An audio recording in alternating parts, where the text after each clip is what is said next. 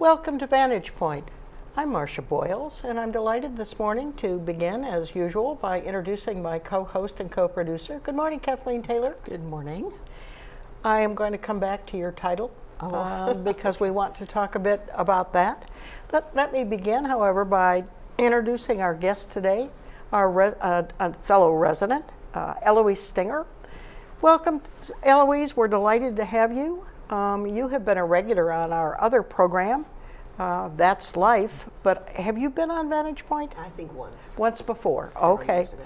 I think even talking about holiday celebrations, Probably. come to think of it. All right, that was a couple of years ago. Well, we're just delighted to have you today. Thank you. The subject that we're going to be covering today, as we all know, is stress. And we're going to be talking about causes of stress, signs of our stress, and ways we relieve our stress. But before we get into the actual substance of our program today, there are two things that I think we need to get cleared up that we have talked about. The first one is that there's some confusion, Kathleen, about your new role and position and title, and we'd like to get clarification on that. All right. And then also, Eloise Stinger asked a question in our That's Life show, which was last week, and there seems to have been some confusion about that. So we're going to ask her to restate the question and get another answer from you. So let's begin with you. Okay. Tell us what you do, who you are these days. Right. Okay. So right now I am with the medical center, and I am the mental health specialist there. There used to be two of us. Pat Ferrari was the other person, and she did retire. So we have an open position right now. But so that sort of makes me the sole mental health specialist at the moment. But Kathleen, that means that you are providing, through appointments, individual counseling. yes. Is that the substance of what you're doing? Yeah. All right.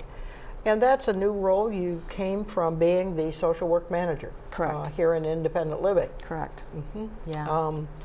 All right, I think that helps, and I think clearly your expertise as a clinical social worker, the mental health provider, has great relevance to the subjects that we have been covering recently, including stress, which we're talking about today. Yeah, absolutely.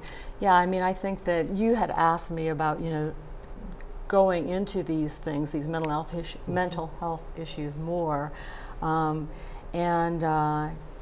definitely embracing that idea because I'm really very passionate about people sort of understanding what the value is of kind of talking through how they're feeling in the moment and maybe being able to improve their thoughts or behaviors to give them a better quality of life, to help them not feel so much stress, for example, or, what other emotions might be coming up as people go through life changes.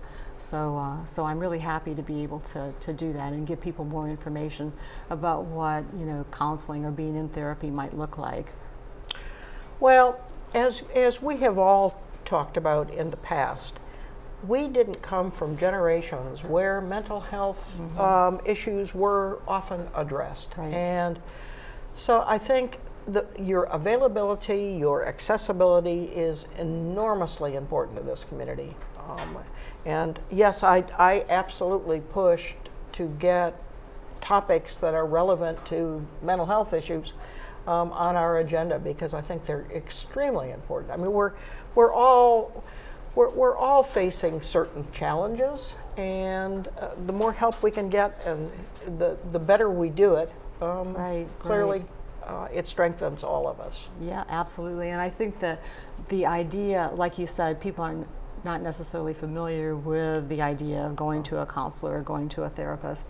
And I think the thought is that you have to be in a catastrophic state before you do so. Right. And that's sort of another message that I want to get out there is that, it doesn't have to be you know, that you stop functioning before you go see a therapist. Hopefully before that. Yeah, well, just because, you know, if you're feeling a little bit sad, a little bit upset about something, then just take it to a professional and be able to talk it through. And, you know, I truly believe, you know, in what I do. So that means that I believe that if people come to see me, you know, they will walk away feeling better about their lives. I don't doubt that. All right, I think that's extremely helpful. Thanks, Kathleen. And if folks want an appointment with you, they simply call the medical center. Absolutely. Yep. All right, that sounds easy enough. Now, Eloise, let's explain a little bit that our last That's Life program also covered stress. And for those folks who watch That's Life, they know that it always has skits, and these two skits did involve stress issues. You asked a question of Kathleen, and do you want to just rephrase it? And we were talking about neighbors and friends. My question was, if I see a neighbor, a friend, who has changed, who's no longer going to all of the activities they normally did, isn't going to eat in the dining room, self-isolating, when is it and when might it be appropriate for me to myself go to a social worker to talk about the concerns that I have? Right, and I know the confusion was because when I answered it, I think I answered it more from my role now. You did. You know, that it wouldn't be appropriate for you to come directly to me. But what we probably really need to talk about is how I interface with the independent living social workers.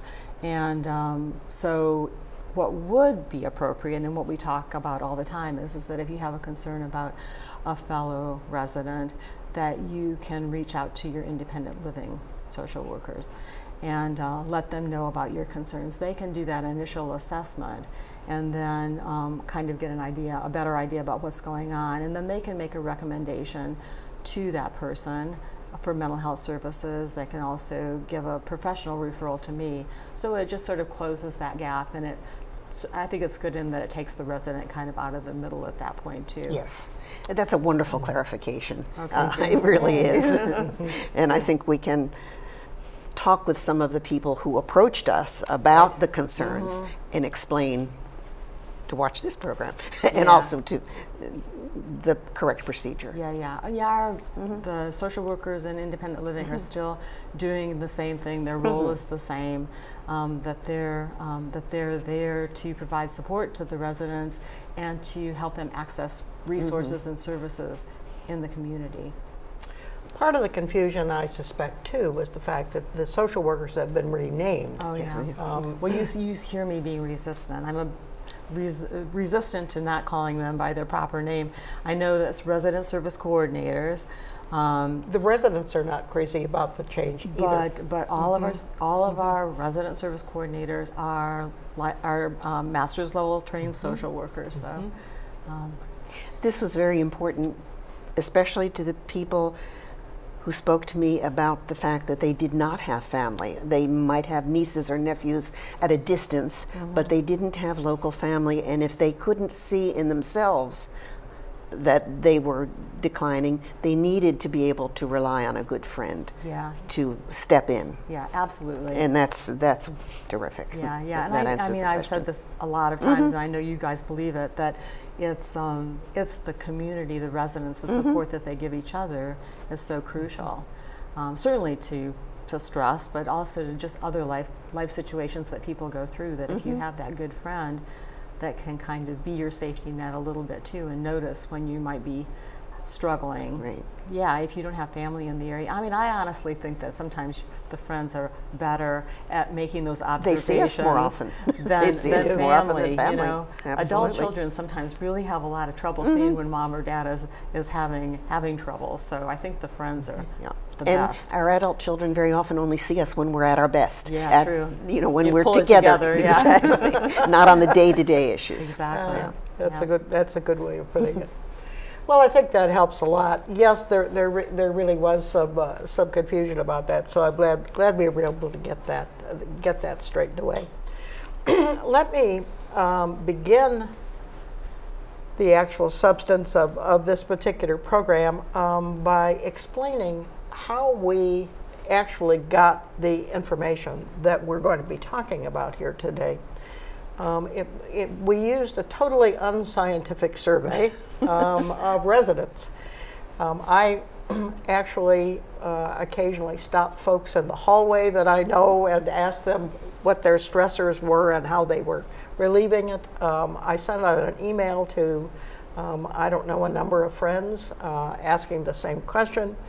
Sandy Grundeman, who was on our last show on stress, also asked her 2 groups.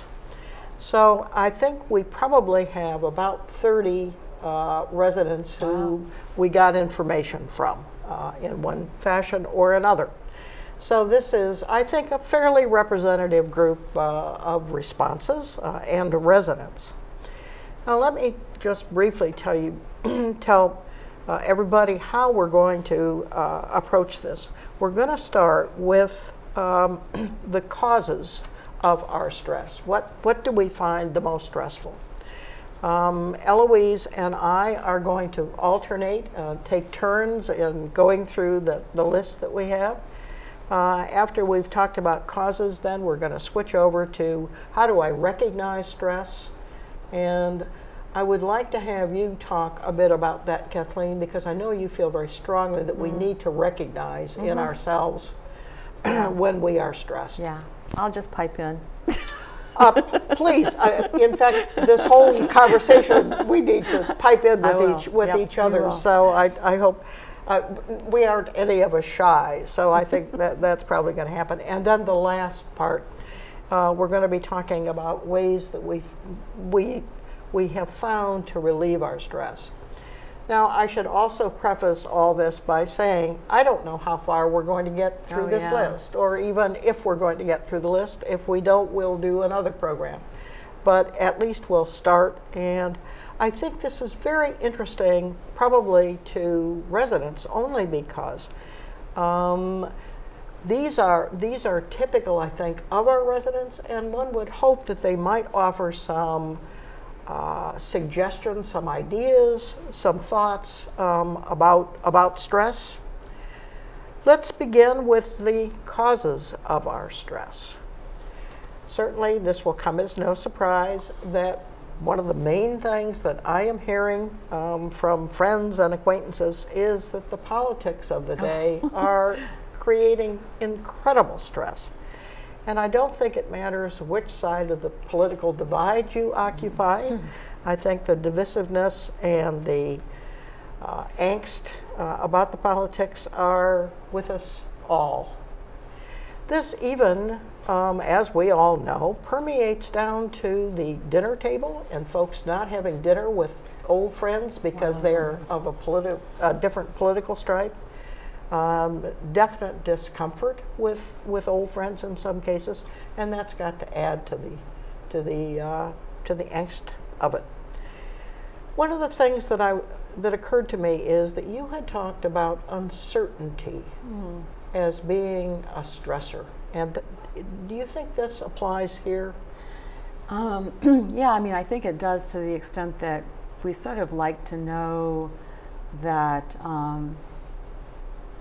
we share values, the same principles with, the people that we sit down with, that we communicate with, and it seems like this kind of division that we're seeing in our culture right now is kind of, causing us to take sides that maybe might surprise people or, make people uncomfortable.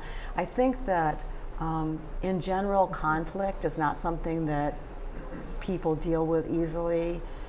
The idea that you're going to maybe get in an argument or some kind of other kind of unpleasant conversation. Or even not say anything and feel it. Yeah. So, I mean, we like to feel like we're all on the same page at a certain level. I mean, that's what feels good. That's what lowers our stress when we start to feel like people are against us in some kind of way. There's no civil discourse. I mean, there's less civil discourse now. Right. I mean, we are really doing more arguing rather than listening to another person's point of view. Yeah, yeah, and I actually have definitely heard that it's that somebody is sort of saying it used to be that we could talk about politics and we wouldn't feel like we were just at each other's throats, you know, and now they didn't feel like that was possible anymore. Even with families, particularly at holiday time, Thanksgiving tables, I suspect, in many families were interesting places. Yeah, yeah. So, I mean, yeah, it really is probably adding whatever stressors people have, that definitely ups the ante a little bit in terms of what people are experiencing. Well, and the uncertainty I think many of us feel about where in the world this is all going to end and how it's going to turn out. I think we simply don't know. Right, right. At this point. Yeah, yeah, yeah. It does encourage us to turn off the news and stay in the moment as much as possible. I always say that, you know, worry is kind of in the future. So if you can keep yourself from worrying too much about what happens a year from now, or, you know, what's going to happen to us in this political world, I think it's just a good self-discipline to use. Well, that's a good way of putting it. It's hard, though. It's hard. It is hard. I think many of us are news junkies, and it's absolutely extremely difficult to turn this off mentally. Eloise?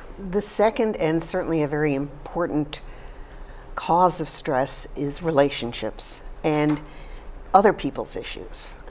Very often in relationships there are misunderstandings, there's miscommunication. Someone says something in the moment and perhaps shouldn't have it. I think also email and texts do not give people an opportunity to really understand what the other person is saying or feeling. It's not that face-to-face, so that can affect it. Right. Other people's issues, we have to determine what we can do about them. Very often, something that is very major to someone else might seem minor to us, but we have to respect the fact that it's important to the other person. But it's learning to deal with other people. Yeah. Especially in a community. Yeah, there absolutely. is negativity, there's positivity, but we need to learn to deal with them. Well, and particularly in living as close as we do, closely as we do. I mean, none of us, golly, since college have lived this closely, physically. So you gave a lot of information about relationships. So do you think the main stressor is when you have somebody that looks like they need some support, and you might end up feeling like you have to fix it in some kind of That's way? exactly it. It's for other people's issues. It's determining whether you can really affect the outcome, whether they really want help. With personal relationships, sometimes it's the same thing in a way. It's a long-term friend who has either changed or whose way of living has changed, and that makes it a little more difficult to remain in the same friendships. Yeah. Or that there's a misunderstanding, somebody misspoke. I mean, somebody cut you in the hallway. I'm sure I do that all the time because I can't see people well enough to know who I'm speaking to. Yeah. I mean, I think there are major and minor incidents of that sort. Right, and these are the causes, not how we Exactly. can handle them. But right now, we're just talking about what How causes that stress to your stress. So then we're talking about the things that you need to do to be able to kind of protect yourself from getting stressed. It's very often a prioritization of, is this going to matter in 2 weeks, in 5 years? Yeah. Is it immediate or is it long term? Is it relationships with friends? Is it family, which needs to be clarified and settled? Is it that rational, though, most of the time? It depends on the person, Well, and it depends on the emotions involved and how serious it is. Yeah, well, I'm just thinking that when you're talking about creating stress, it's an immediate reaction. it's not like you have the opportunity to sort of think Okay. about, am I going to prioritize my Right. reaction or not? You already reacted at that point. So if it's you know, a little bit of an argument, or a misunderstanding, or somebody cuts you off, you know, those are immediate reactions. But I think they're also indicators of the fact that you're probably already sort of edging towards stress overload, because if you immediately get angry because somebody sort of cuts in front of you, then that tells me that you're already on edge and kind of a little bit irritable. And it's a way to vent without dealing with the underlying reasons for the stress. I don't even know if it's a choice. I think it just happens because you're already at that level. So I think at some point I kind of feel like that's that awareness that you're a little bit edgy, you know, people are getting a little bit more on your nerves, those kinds of things that should help you to, you need to be aware of that so that you can start to, you know, do those relaxation kinds of things that help bring your stress level down a little bit. The thing that you can be a little bit more intentional about, I think, is taking on responsibility for other people's lives. You know, yeah, we really care about our friends and we want to be able to support them, but we have to think about boundaries and actually what's possible for us to do. Like you said, how much can you really change about that person's situation? Sometimes nobody can change the situation, but you know, being a listener, you know, helping, you know, being that friendly ear without feeling like you have to do something. I think that's the tough part sometimes, because we're all used to being in control too, and knowing how to fix things. Yeah. And we can't always fix everything. We can't. No. We can't fix our own selves. Right. It's really hard to fix another person. Right. But yeah, I think it is. It really is about boundaries. What's the relationship look like? All right. Good. I think that helps. One of the primary stressors of many folks, and I think maybe especially women, is technology. Now, we all know that technology is wonderful. I mean, most of us wouldn't even consider living without our computers, without our tablets, without our mobile phones. But when they don't work, or they're working erratically, which happens all too often at Green Spring, I fear, we go just a little nuts, many of us. So I think it becomes then a huge stressor. Eloise, you're a pretty serious technology user. What do you find? I use a lot. I can't say that I'm particularly knowledgeable about. But you depend what on I it. depend on it. Yeah. I don't have a lot of problems with. I really don't. Perhaps I don't know everything, but I know enough. I know which buttons to push, and I know who to call when I do have a problem. Right. So I don't have too many issues with it. Yeah, I think some parts of the community have more problems than others. Oh, if you're talking about Wi-Fi, televisions, Wi-Fi, whatever, it really Right. depends upon the location of your apartment, It does. what other equipment, how old your equipment is, everything else. Right, and and you're alluding to this, knowing which buttons to push, your own competency, and being able to fix issues. And not knowing what to do if there is a problem. In other areas of life, we know we know how to handle it. Exactly. Fortunately, there is expertise available. Sometimes Absolutely. it takes a week to get a technician, but it certainly is available. Yeah. Again, we're all pretty reliant on our technology at this point in time. All right, the next, and something many of the respondents to the inquiry about stress talked about was their own health issues or those of their children. The biggest issue seems to be that period of time before there's a definitive diagnosis. That's when we go to the internet. That's when we look up everything and Dr. determine that Google's. we have every single problem in the world. Right. That seems to be the period of stress. With children, it's more that we want to relieve it, as we were able to do when they were children. They're grown, they're adults now, but we can't take the pain away. We can't change it. We can, again, as you say, we can listen, but we can't change the outcome. Yeah, yeah. Well, that's definitely a time when you really need to work pretty hard to keep yourself calm, for sure. And also, I think it's that trying to get in the right headspace to sort of, you know, have the perspective that you know, I talk about all the time, catastrophic thinking. So when we hear, you know, we have a problem, you know, especially a medical problem, but you don't have a definitive diagnosis yet. You don't really know what's going on, or maybe the situation's going on with your family, but you don't really have all the information. Maybe they're not sharing everything with you because they're trying to protect you, which happens a lot, which only makes you more anxious. But I think it's being able to keep yourself from going to the worst case scenario. And what we know, again, with the way that stress builds up is the more stress you have, the more likely you are to go to worst case scenario and start worrying and ruminating, and your mind just goes round and round and round, and you go online and you find information and you have absolutely no context for that information, so you automatically you know, go to the worst possible the terminal scenario. diagnosis, basically, you know.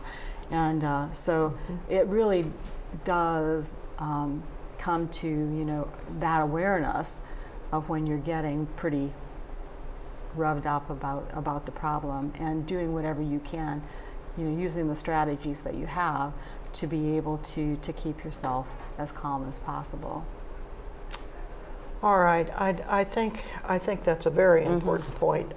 We all talk about Dr. Google as often not being reassuring, just offering too many possibilities. Yeah, there's too much information, and you don't, you know, you're not, you know, unless you are actually a doctor, it's really hard to kind of balance it. It is. I think the thing, you know, that we talk about, I talk about with stress a lot, is just being able to balance things, you know, to try to sort of keep yourself in a more calm state and not go to. Yeah. This is where the deep breathing and some other things that we'll be talking about eventually that could be very helpful. Yeah, yeah. The last one in this group is extremely profound, and I suspect we could have 3 shows on it. And it is the following, which one of the residents said. She said, "My greatest stressor is the fact that I'm not the person I once was." And on some level, we're all, of course, facing that. Missed 2 others. That is just the eternal question as we age. Yeah. Yep, that's true. Yeah, and I think that there again, when somebody says, "I'm not who I used to be," they're going, "I'm not as good as I used to be. I'm not as fill in the blank as I used to be." And so, you know, I feel like sometimes I'm saying the same thing over and over again, but they're important things, is that you can't change a lot of your life experiences. You certainly can't change that you're getting older, but what you can do is adapt the way that you think about them.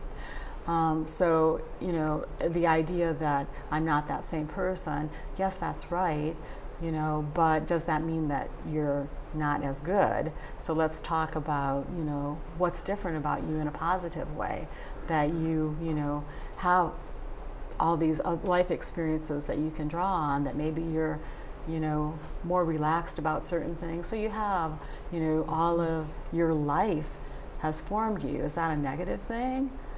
I don't think so, you know, but maybe if people get themselves in that state of mind, that they need to, again, change their perspective and readjust their thinking.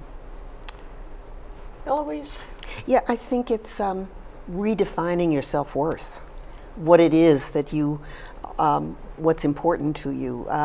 You no longer necessarily become the center, for instance, of your family.